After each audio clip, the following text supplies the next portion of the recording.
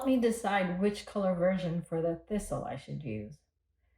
Welcome back to Samplers with Blue, and I'm totally hooked on stitching, especially historical samplers, patriotic designs, and Christmas inspired pieces. But honestly, anything visually stunning grabs my attention, so you'll see all sorts of surprises pop up here. What have I been up to since? And I'm working based off of the historical 1700s colors from the attic with some custom color conversions. And I'll speak more to that and ask you for your thoughts on it in just a moment. As a reminder, I am stitching this on 48 count legacy linen March Pain with Soie 103 silks. Here is a photo of where I was last week so that you can see the progress to this week. So you can see that I started the lettering at the top, the alphabet, which is pretty pretty simple, just cross stitches. I only got 4 letters in, and then I started on band 2 with the carnations. So you'll see a little bit of the carnation in there. And I did change the colors to this more purple hues in here. So you'll see that. But yeah, let's see where I am today.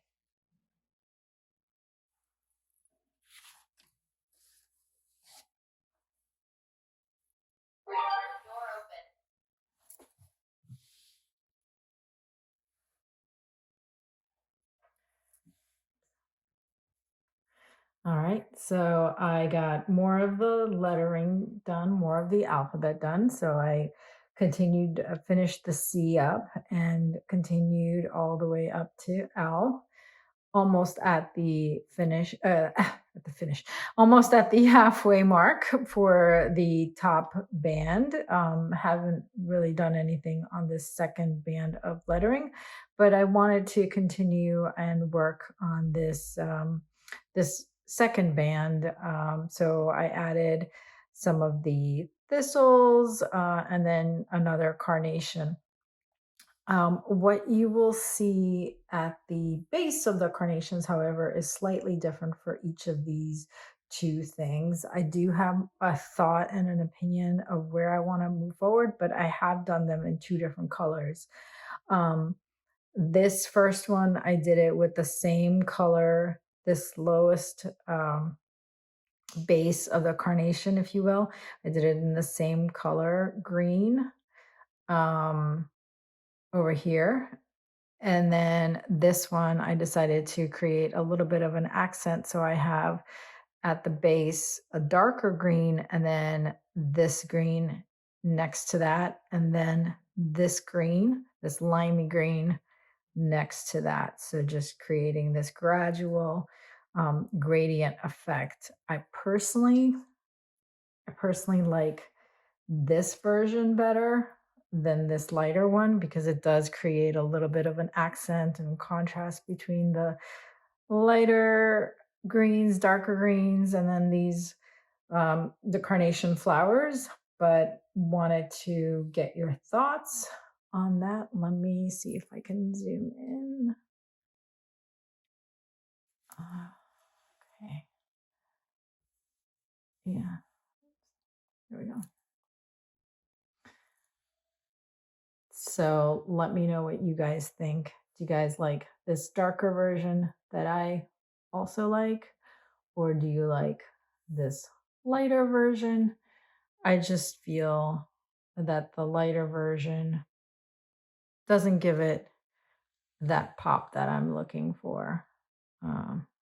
And it's just kind of a little too muted. Yeah. So let me know your thoughts. I did change the colors of the thistles, the top part.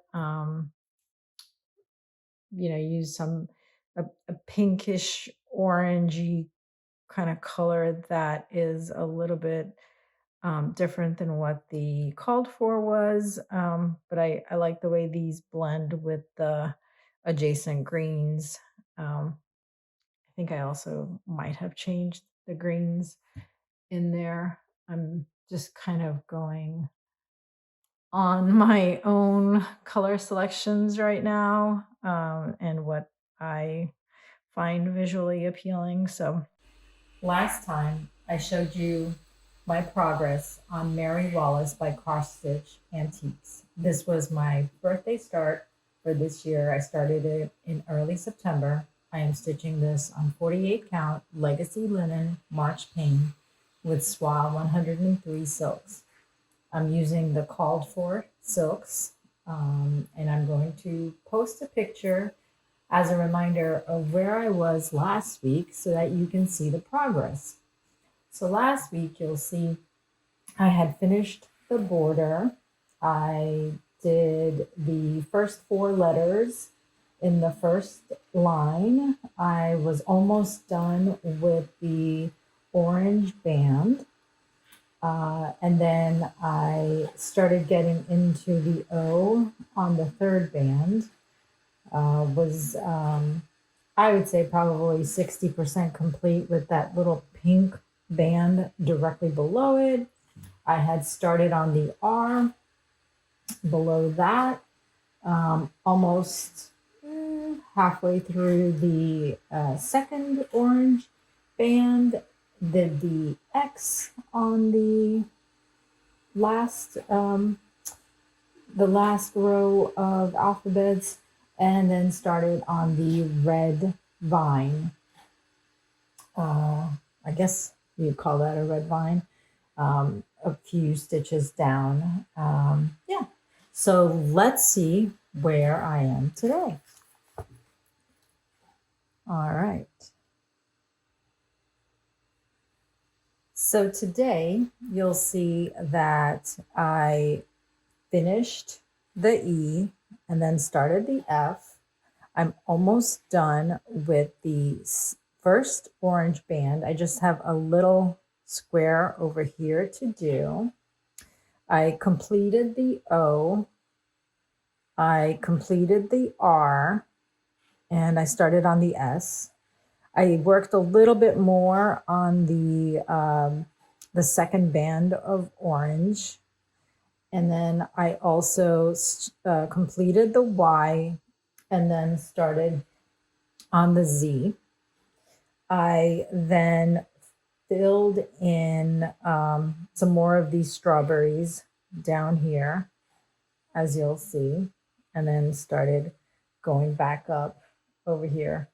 Really happy that I was able to do the border, and it met last time we were here, and now I'm just starting to fill it in, and it really is filling in quite nicely. I really like this sweet sampler. Like I said previously, I think that I will be able to complete this. Well, I should be able to complete this before my next birthday next year, which is why I wanted to select a more manageable, smaller one, because I have so many things that I want to work on this year and next year, and I just feel like I'm running out of time. Like there's never enough time to stitch. So I just want to make sure that I'm able to focus also on other projects, but also complete this birthday sampler, which is important for me. So yeah, for next time, I should be able to complete that little orange band. I don't know. I might work on the pink. I might fill in some more of these letters over here, or I might start filling in this area. I kind of just like to bounce around. I don't necessarily like to finish any particular area first, but I definitely like to finish the border before I go too much into the interior because I want to obviously make sure that nothing has gone haywire for me. And knock on wood, at this point, uh, there's just a small little snafu, but as Jean says, always forwards, never backwards. So we will keep moving forward with this one.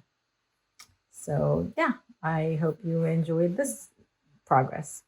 I wanted to also show you guys just a little bit of detail in this Mary Wallace. So I'm just gonna slowly scroll through here so you can see some of the stitches closer.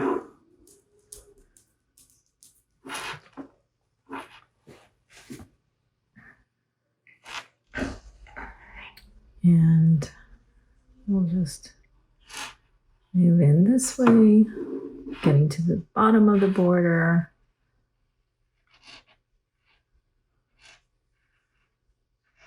And then going back up.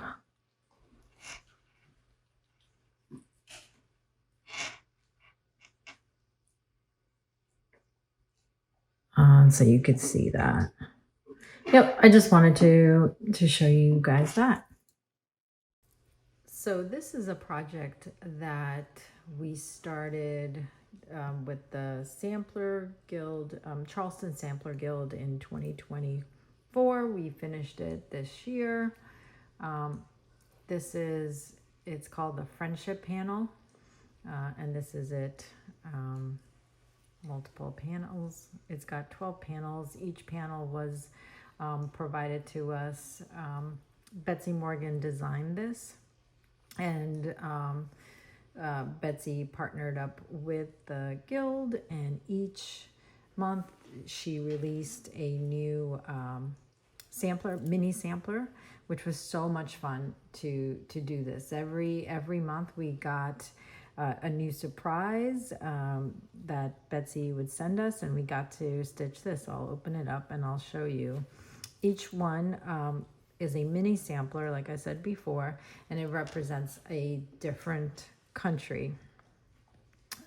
So I will try and remember what each of these countries represent. If I make a mistake, please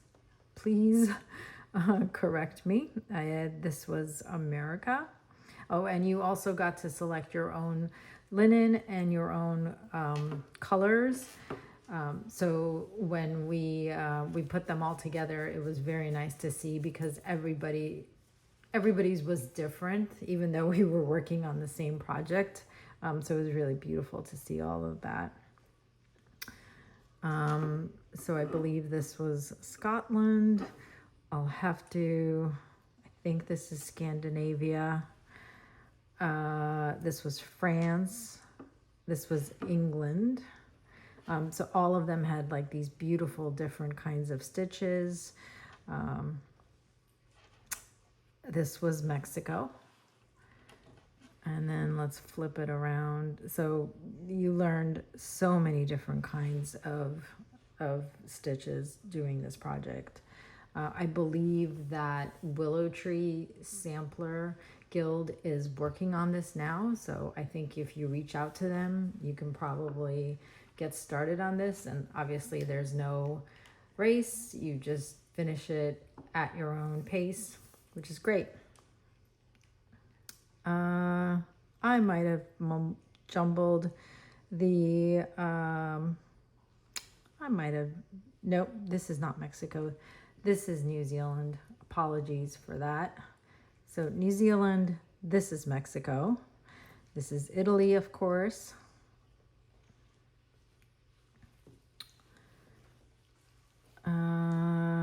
This one escapes me. This one is US, Charleston inspired. Look at these beautiful stitches.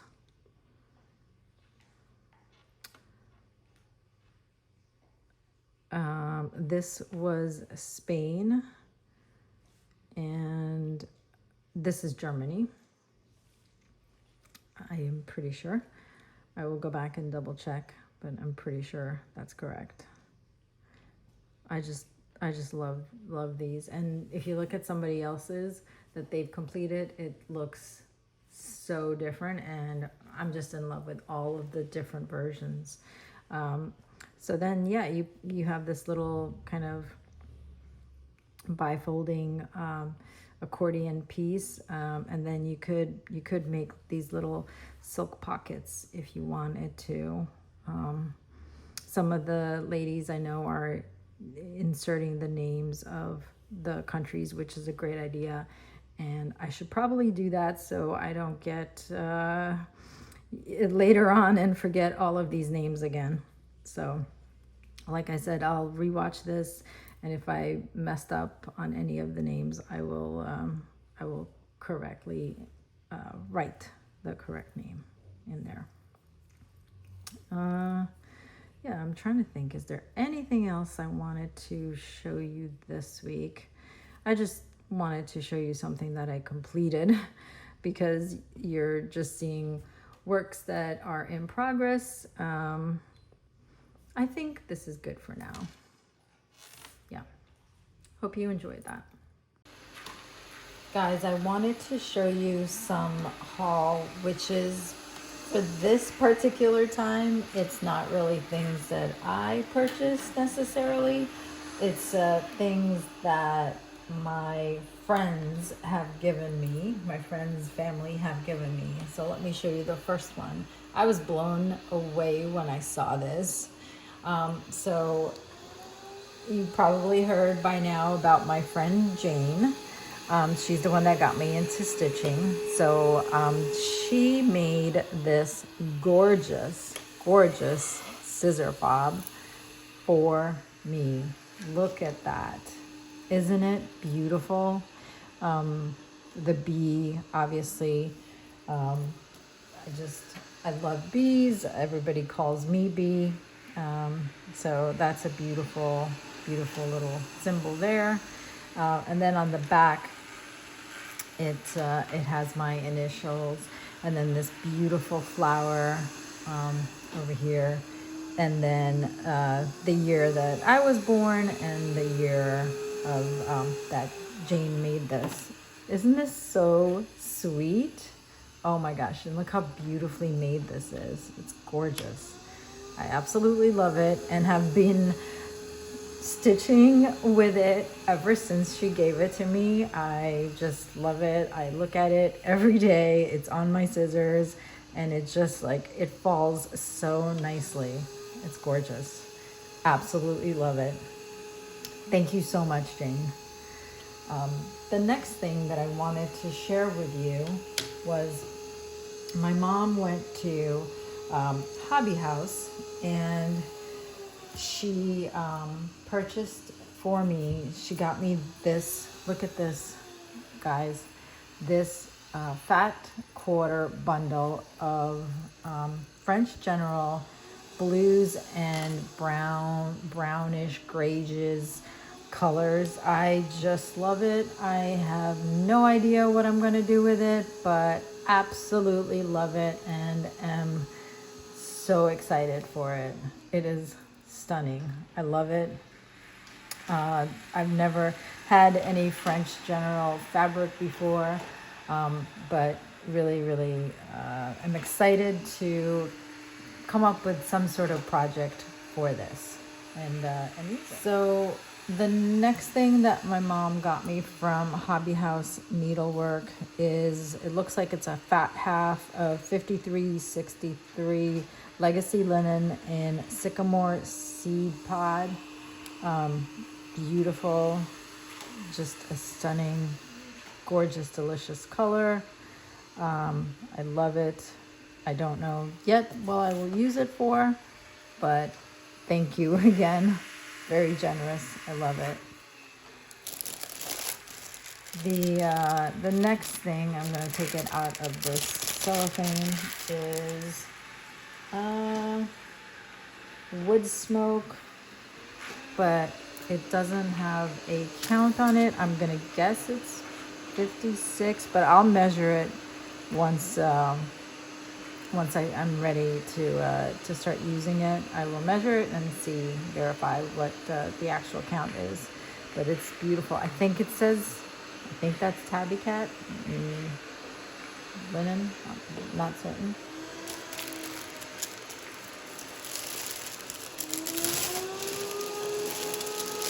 Then look at this stunning, gorgeous color. Again, this is 5363 Sandcastle linen, legacy linen.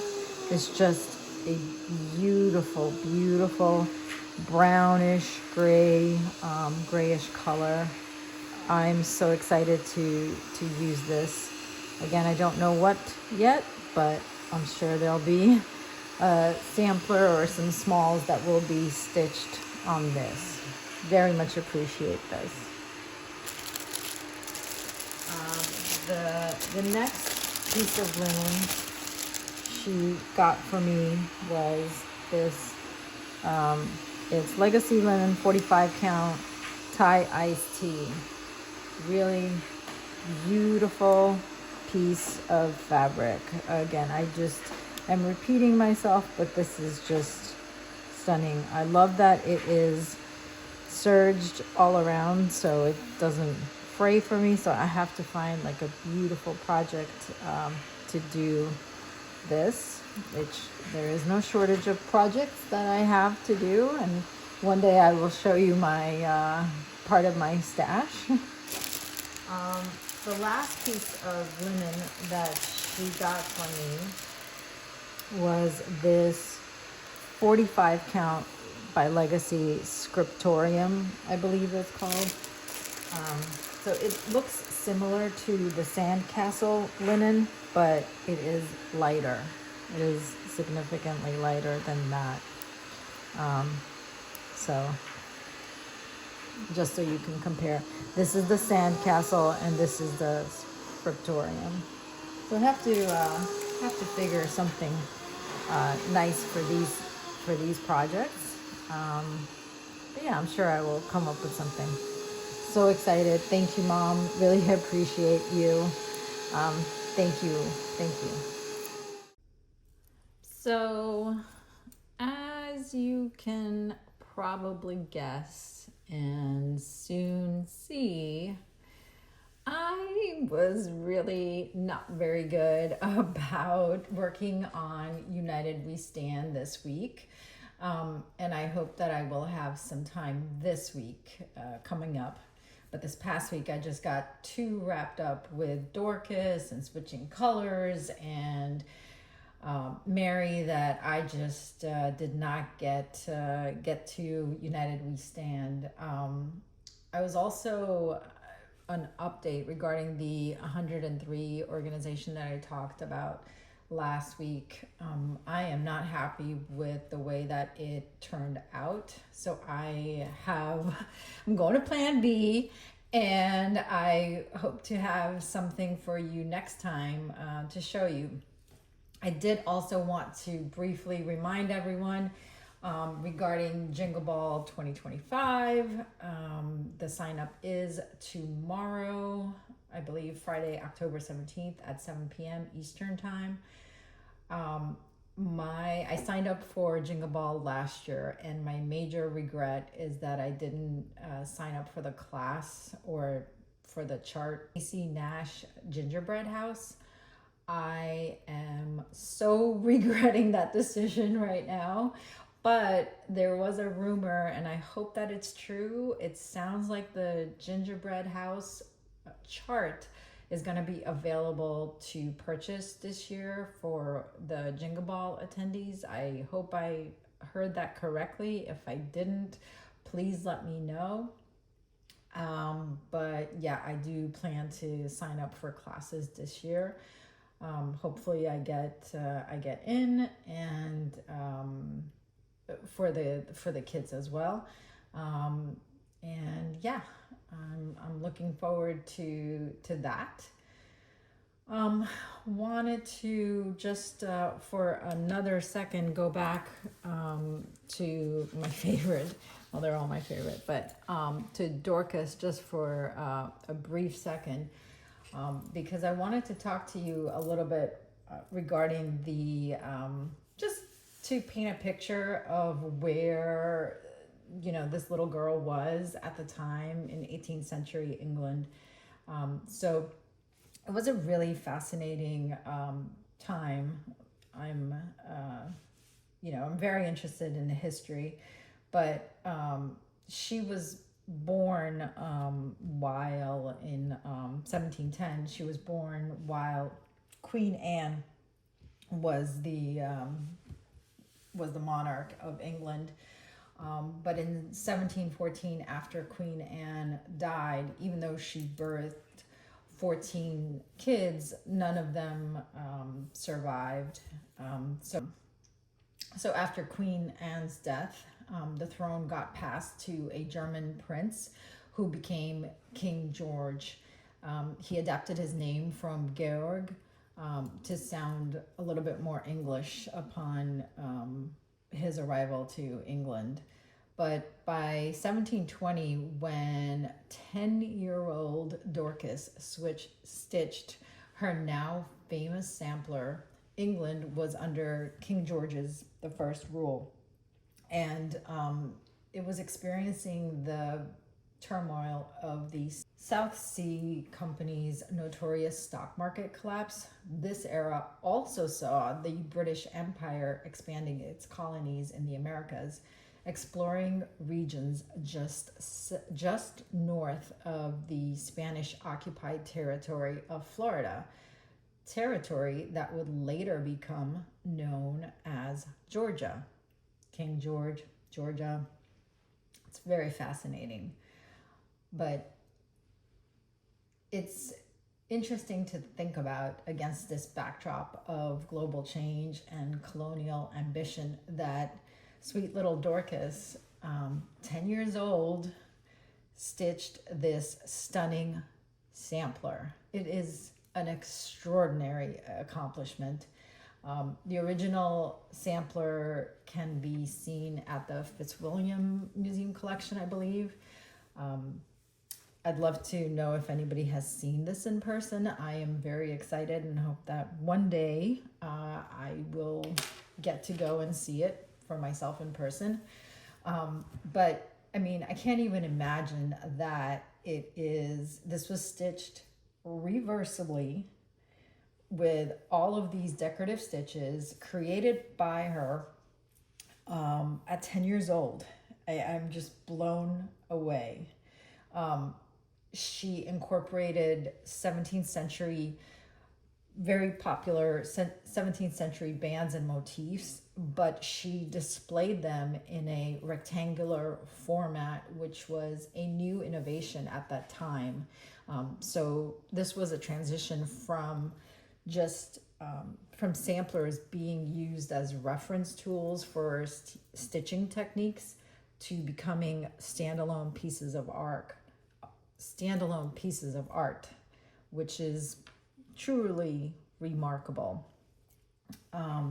It is so inspiring to recognize how children like Dorcas blended technical creativity and forward-thinking design to produce such a timeless masterpiece. I just am beyond impressed with this little girl and what she was able to produce. That wraps it up for me in this video. Flosstube number 2, yay! Thanks so much for stitching along with me today. If you have any questions, drop them in the comments below. Please consider subscribing to my channel and liking this video. Your support means the world to me. See you next time.